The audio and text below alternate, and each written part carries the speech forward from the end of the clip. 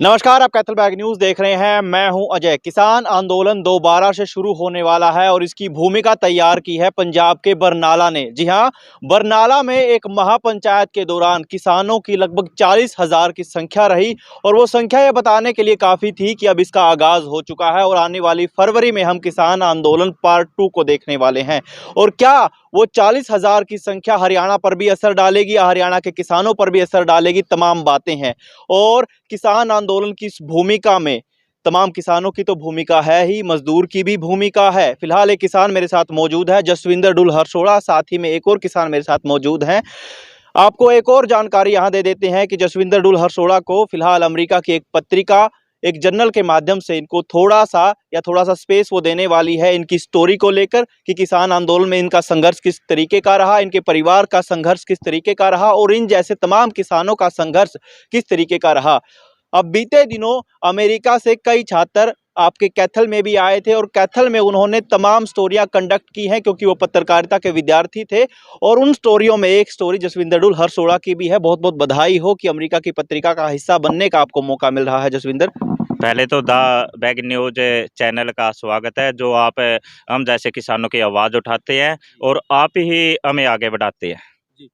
किसान आंदोलन पार्ट 2 जहां बात चल रही है, हरियाणा के किसानों पर भी उसका असर होगा। और जैसा कि पिछले किसान आंदोलन में हमने 2020 के दौरान देखा कि पंजाब से शुरू हुआ आंदोलन, फिर हरियाणा के किसान जिस तरह से उसमें जुड़े और एक चरण तक उसको लेके गए।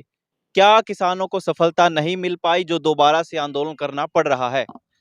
देखिए, कुछ कमियां रह गई थी, लेकिन उस आंदोलन में हमें एक कामयाबी तो ज़रूर मिली है कि हम पूरे देश के किसान एक हो गए हैं।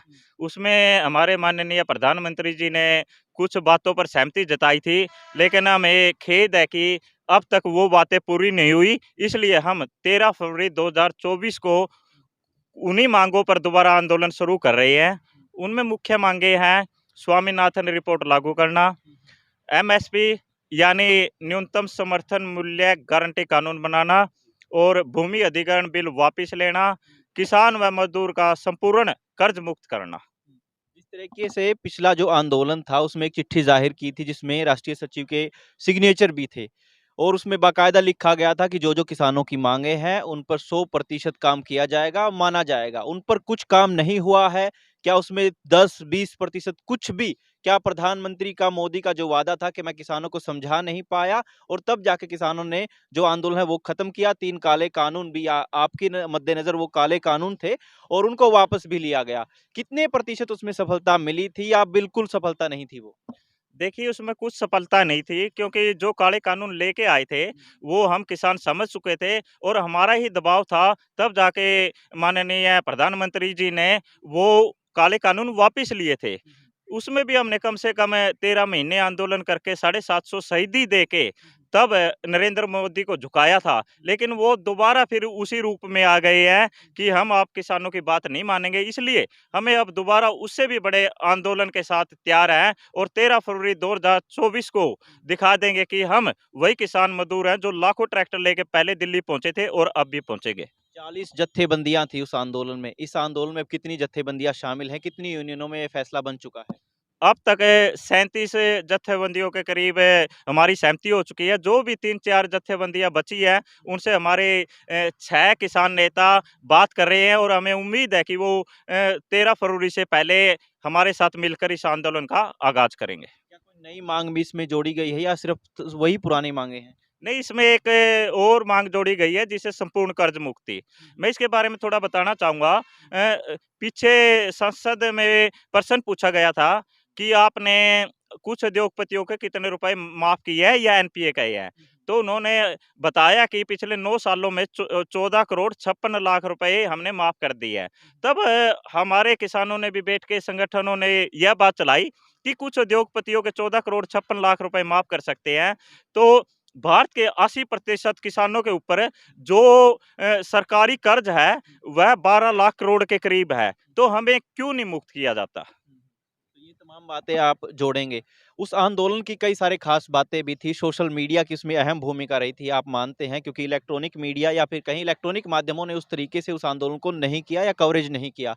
इस बार भी उन्हीं आंदोलन में, क्योंकि कई बार एक बार ये चीज़ देखी जाती है कि जब भी यहाँ के लोकल किसान कोई आंदोलन करते हैं, चाहे वो खाद बीज की दवाई को लेकर हो या तमाम लोकल मुद्दों को लेकर हो, उसमें लोगों की नापसंदगी या एक तरीके से ये ज़रिया बन गया है कि लोग कम पसंद करते हैं कि आए दिन किसानों का ये आंदोलन हो रहे हैं, इनकी तो यही चीज़ है, या सरकार से अड़ना, खड़ना, लड़ना एक आदत बन चुकी है किसानों की। लेकिन वो परिपाटी जो किसान आंदोलन को तमाम जन समर्थन था, वो सन समर्थन मिलने की कितनी प्रतिशत उम्मीद है उस आंदोलन की बजाय? देखिए, जैसे वो आंदोलन पिछले 13 महीनों में, पिछले 2-3 महीनों में सहयोग मिला था लोगों का, मुझे लगता है वो सहयोग पहले ही दिन मिल जाएगा। क्योंकि उस समय लोग जागरूक नहीं थे अपने मुद्दों के लिए। लेकिन अब हमारा बच्चा-बच्चा जागरूक हो चुका है कि हमें फसल का सही रेट नहीं मिल रहा, या हमारे जो मज़दूर हैं, उन भाइयों का कर्ज़ नहीं मुक्त हो रहा, तो हम उनमें समझाने में कामयाब हो चुके हैं, क्योंकि हम घर नहीं बैठे। पीछे आंदोलन लड़ते रहे, लोगों को समझाते रहे कि आप अपने मुद्दों का पता चले तो आप तभी लड़ सकते हैं, और हम इसमें 90% तक कामयाब हो चुके हैं कि हर एक किसान मजदूर अपने मुद्दों को जानता है, और जब मुद्दे कोई व्यक्ति जानता है तो उसके लिए संघर्ष भी करता है। बरनाला में उस महापंचायत के आप भी साक्षी रहे हैं, क्या देख के आए वहाँ इस आंदोलन का आगाज़? देखिए, जीवन में बहुत सी महापंचायतें देखी, लेकिन इतनी मजबूत महापंचायत मैंने पहली बार देखी, क्योंकि 40,000 से ऊपर किसान मजदूर थे, और वो बड़े शांति प्रिय तरीके से थे, और एक भी पुलिस नहीं थी वहाँ पर। क्योंकि पुलिस को भी पता था कि जब ये इकट्ठा होकर चलते हैं, अगर आपने कुछ कर दिया, तो हो सकता है 40,000 की जगह 40 लाख लोग भी खड़े हो जाएँ, और वहाँ से हमें एक शिक्षा मिलती है कि अगर हम जितनी भी ज़्यादा एकजुटता दिखा पाएँगे, तो सरकार बहुत जल्दी दब जाएगी। पंजाब में तो आप सरकार है, केंद्र में भाजपा सरकार है, क्या लगता है कि वहाँ भी किसानों की वही स्थिति है जो हरियाणा में है? देखिए, किसान के हालात सभी जगह एक है। पार्टियाँ बदलती हैं, आती रहेंगी, जाती रहेंगी, लेकिन किसान को अगर आगे बढ़ना है तो उसको खुद लड़ना पड़ेगा। सरकारें चाहे कोई भी हो, वो किसान मज़दूर की कभी नहीं होती, वो कुछ उद्योगपतियों की होती है। एक आखिरी सवाल जो व्यक्तिगत है आपसे, अमेरिका की जिस पत्रिका में एक जर्नल छपेगा और उसमें आपकी स्टोरी होगी, किस-किस तरीके से वो स्टोरी होगी और आपकी यूनियन कौन-सी है जसविंदर जी? मैं अभिमन्यु कुहाड़ राष्ट्रीय अध्यक्ष हैं, भारतीय किसान नौजवान यूनियन का जिला अध्यक्ष हूँ, और स्टोरी तो वो उन्होंने मुझे कहा कि आपके पारिवारिक कैसा रहा है, और आपका आंदोलन में नाम सुना हमने, तो उसके बारे में हम आपकी मैगज़ीन छापना चाहते हैं। तो मुझे भी हर्ष हुआ, खुशी हुई कि कोई मुझे इतना समझ रहा है कि मैं अपने किसान मज़दूर के लिए लड़ाई लड़ रहा हूँ। चलिए बधाई हो, आप इसका हिस्सा बन रहे हैं और भारत की तरफ से रिप्रेजेंटेशन करेंगे। फिलहाल 13 महीनों का किसान आंदोलन को हम सभी ने देखा, आंदोलन में किसानों की लड़ाई देखी, उनका संघर्ष देखा, मज़दूर भी बाकायदा किसान के साथ था क्योंकि दोनों के साझला मुद्दों की ये लड़ाई थी। लेकिन अब ये लड़ाई किस परिणति तक पहुँचती है, ये भविष्य के गर्भ में है। फिलहाल कैथल बैग न्यूज़ के साथ इतना ही।